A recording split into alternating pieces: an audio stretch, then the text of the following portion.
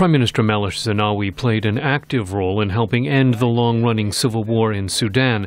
The U.S. Special Envoy for Sudan and South Sudan, Princeton Lyman, says his passing is a great loss. He was always a source of great counsel, wisdom, but he also played a very dramatic role in helping bring about stability in Sudan and South Sudan, most particularly in providing peacekeepers to the troubled area of Abyei. Mr. Meles also backed African Union peacekeeping efforts in neighboring Somalia.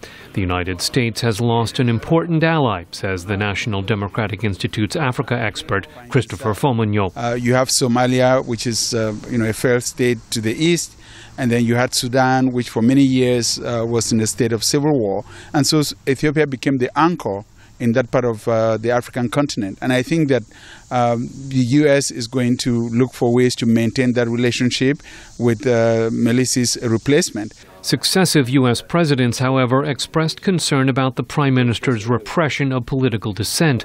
State Department spokeswoman Victoria Nuland says Washington hopes Ethiopia's new leaders will improve human rights. We have not been shy about expressing concern where it's necessary, particularly with regard to journalist freedom, human rights, etc.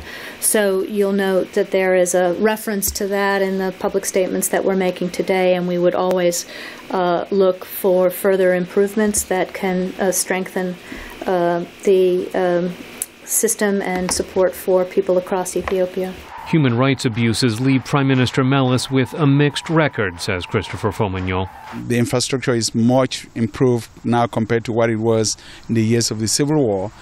He's done a lot to stabilize the country and the sub-region of the Horn of Africa.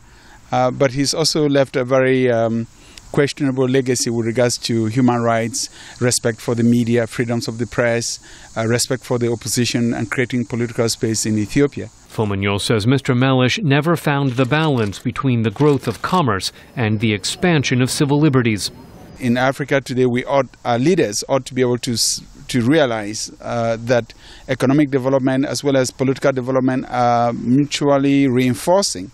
They're not mutually exclusive. In a written statement, Secretary of State Hillary Clinton said she admired Mr. Meles's commitment to expanding education and health services. She said the United States is confident Ethiopia will navigate this political transition according to its constitution. Scott Stearns, VOA News, the State Department.